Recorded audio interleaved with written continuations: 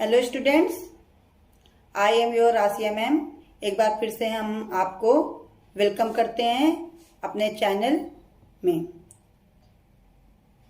मैं फिर से एक बार बता दूं कि ये चैनल उन लोगों के लिए है जो किसी भी वजह से कोचिंग सेंटर तक नहीं जा पाती, खासकर हमारी बहनें जो किसी वजह से, किसी प्रॉब्लम की वजह से कोचिंग सेंटर तक नहीं जा सकती हैं। उनके लिए, उनके ही कहने पर मैंने ये चैनल स्टार्ट किया है।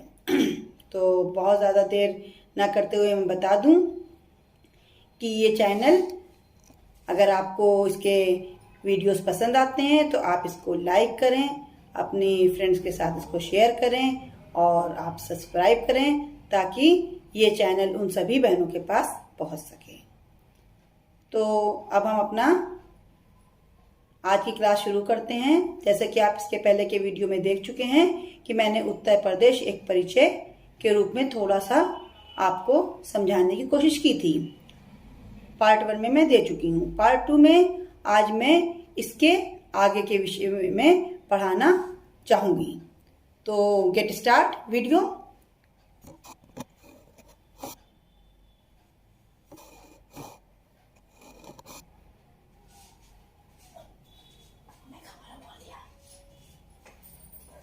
तो जैसा कि हमने कल बताया था कि उत्तर प्रदेश का क्या है, इसका नामकरण कैसे हुआ, क्या है, तो आज हम आगे बताते हैं कि उत्तर प्रदेश की अगर हम बात करें तो उत्तर प्रदेश के इतिहास की बहुत ही रोचक था।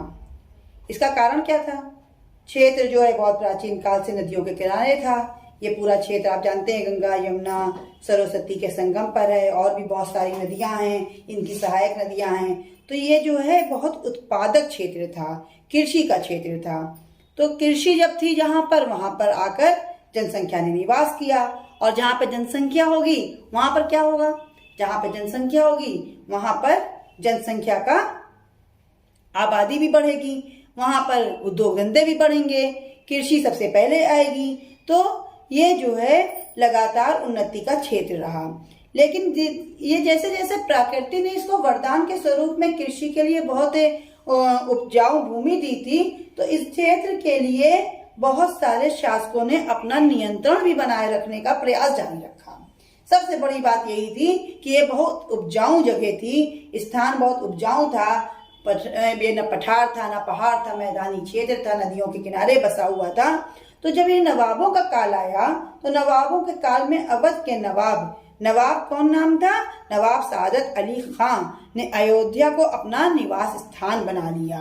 किसको बनाया? अयोध्या को, और अपना निवास स्थान। अब अयोध्या का नाम क्या है? पहले अयोध्या नहीं था, पहले इसका नाम फैजाबाद था। अभी ये नई सरकार ने इसका नाम बदलकर क्या कर दिया? अयोध्या कर दिया है। तो अयोध्या जो पहले फैजाबाद था उसको गठन किया, उसको एक शहर के रूप में गठन किया और उसको अवध की राजधानी घोषित कर दी। ठीक है। इसके बाद अंग्रेज आए, उन्होंने सत्ता पर कब्जा कर लिया और उत्तर प्रदेश, जैसा कि आप जानते हैं कि यहाँ पर कृषि उपजाऊ क्षेत्र था, तो अंग्रेजों की भी नजर इस क्षेत्र पर गई और उन्होंने इसके सत्ता पर कब्जा करके इसका फिर से पुनर्गठन किया और संयुक्त प्रांत को आगरा, अवध अलग अलग करते हुए एक बार इसकी राजधानी बदली और इलाहाबाद कर दिया। ठीक है।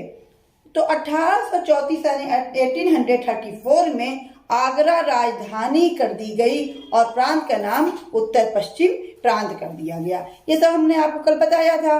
कल के आपने वीडियो में इसको देख लीजिएगा। अगर आपको यहाँ पर समझ में नहीं आता तो कल मैंने इसको डिटेल में बताया था, आप इसको पढ़ सकते हैं। ठीक है। और 1858 में यानी 1858 में वायसराय लॉर्ड कैनिंग ने वापस इलाहाबाद राजधानी फिर से बनाया। तो इसके विषय में हमने कल बहुत ज्यादा पढ़ाया था, इसलिए इसके बारे में आगे हम चर्चा नहीं करेंगे। अगर आपको समझ में नहीं आ रहा है तो इस वीडियो का पार्ट 1 देख सकते हैं। तो अब हम आगे बात करते हैं कि यहाँ पर विधायिका की। तो विधायिका यहाँ पर जो है द्विसदनी है। कैसी है यहाँ की विधायिका? द्विसदनी है। द्विसदनी है जिसमें 2 सदन होते हैं। 2 सदन यानी एक तो होता है आपके लिए विधानसभा और दूसरा होता है विधान परिषद। विधानसभा क्या होता है, विधान परिषद क्या होता है, ये द्विसदनी होती हैं। तो आपको पता है कि हमारे देश में कुल 6 ऐसे राज्य हैं, 6 ऐसे राज्य हैं जब जिनको हम ये कह सकते हैं कि ये 6 ऐसे हैं जिनकी हम ये कह सकते हैं कि यहाँ पर द्विसदनी चल रही है। विधायिका कैसी है, द्विसदनी है। लेकिन अगर हम और बात करें कि वो कौन कौन से ऐसे राज्य हैं, तो सबसे पहले आप देख लीजिए आंध्र प्रदेश। आंध्र प्रदेश द्विसदनी है, जहां पर आपको विधायिका कैसे मिलेगी, विधानसभा और विधान परिषद के रूप में। दूसरा महाराष्ट्र, तीसरा कर्नाटक, तीसरा तेलंगाना, चौथा तेलंगाना, उसके बाद बिहार और यूपी।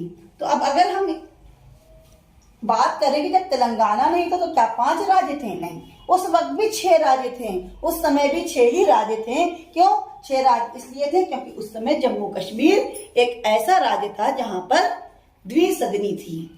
अब कहिए कि अब द्विसदनी वहां पर क्यों नहीं है, आपके दिमाग में ये सवाल आ रहा होगा कि अब अगर 6 है तो 7 हो जाना चाहिए, लेकिन नहीं, क्योंकि अब जम्मू कश्मीर को क्या कर दिया गया है, 2 भाग कर दिए गए हैं। और उन 2 भागों में जम्मू कश्मीर क्या है, अब जम्मू कश्मीर केंद्र शासित राज्य है। लद्दाख और जम्मू कश्मीर 2 अलग अलग राज्य हैं जो आपके इसमें आते हैं, आपके ये अब पूर्ण रूप से आपके केंद्र शासित राज्य में आते हैं। ठीक है, इसके बाद अगर हम बात करते हैं प्रदेश के गठन की, तो ये प्रदेश का गठन तो हो गया 1950 में, लेकिन 9 नवंबर सन 2000 में इसी प्रदेश यानी इसी उत्तर प्रदेश के 13 राज्यों को अलग कर दिया गया और उसको उत्तरांचल के नाम से जाना जाने लगा और उसको फिर नाम बदलकर उत्तराखंड कर दिया गया।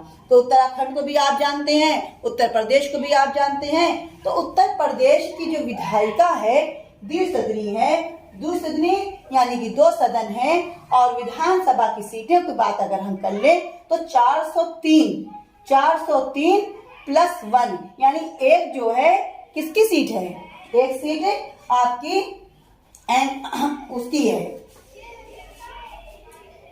एंग्लो इंडियन की है, मनोनीत की जाती है। ये राज्यपाल के कहने से मनोनीत की जाती है, एंग्लो इंडियन के लिए है। एक सीट इसमें निर्वाचित नहीं होती, 403 सीटें निर्वाचित होती हैं, टोटल 404 सीटें हैं। अगर हम लोकसभा की सीटों की बात करें तो ये 80 है। लेकिन जब 9 नवंबर 2000 से पहले जब हमारे प्रदेश को विभाजन नहीं हुआ था, उस समय ये सीटें 85 हुआ करती थी, 85। क्यों, क्योंकि जब 13 राज्य भी हमारे 13 जिले भी हमारे ही प्रदेश में थे, वो जो 13 जिले जब गए तो अपने साथ क्या ले गए, अपनी 5 सीटों को भी ले गए। तो इसलिए अब ये कम होकर 80 हो गई है। 80 के अब आगे विधानसभा और लोकसभा, इसके बारे में हमने बता दिया है।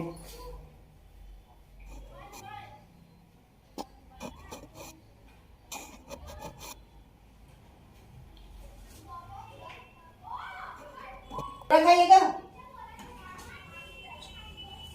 तो अगर हम बात करें कि विधान परिषद, जो हमने 2 द्विसदनी के बारे में बताया, तो विधानसभा के सदस्यों की संख्या कितनी है। तो अगर विधान परिषद की सदस्यों की बात करते हैं तो ये हमारे यूपी में, उत्तर प्रदेश में 100 और अगर राज्यसभा की सीटों की बात करें, राज्यसभा की सीटें होती हैं 31 यानी 31।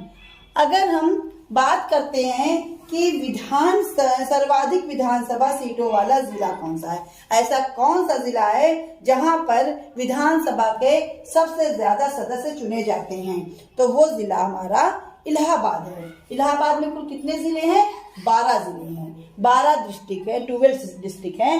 12 जिलों में यहाँ पर 12 सीटों के लिए इस जिले से चुनाव में विधानसभा के सदस्य जाते हैं। अगर सबसे कम विधानसभा सीटों वाले जिले की बात करें तो वो हमारे 3 हैं। कौन कौन से हैं? श्रावस्ती है, महोबा है और चित्रकूट। श्रावस्ती और महोबा, चित्रकूट में 2-2 सदस्य चुन के हमारे राज्य में विधानसभा तक पहुंचते हैं। अगर हम बात करते हैं राज्य विधानसभा के इस समय महिलाओं की कितनी संख्या है, तो इस समय हमारे देश में अगर बात की जाए तो इस समय यूपी की स्थिति सुधरी है। यूपी में इस समय जो 2022 में इलेक्शन हुए थे, चुनाव हुए थे, इसमें महिलाओं ने अपनी भूमिका बढ़ चढ़कर हिस्सा लिया। इसमें इस समय 47 यानी 47 महिलाएं विधानसभा में सदस्य के रूप में चुन के गई हैं। अगर हम इसके पहले के चुनाव की बात करें 2017 की, तो 2017 में जब चुनाव हुए थे तो उसमें कितनी सीट थे?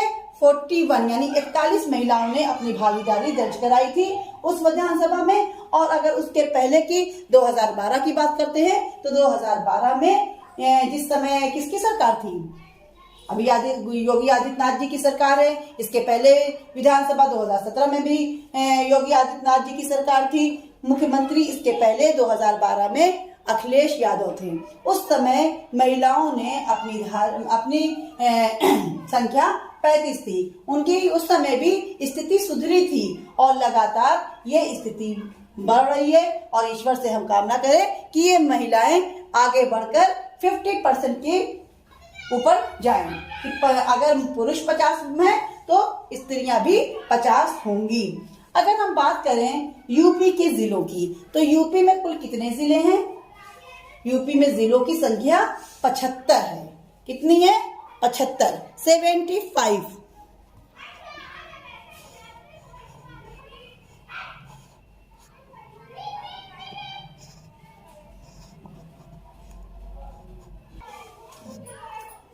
तो यूपी की अगर हम बात कर रहे हैं कि यूपी के जिले कितने हैं, तो यूपी में कुल, उत्तर प्रदेश में कुल 75 जिले हैं।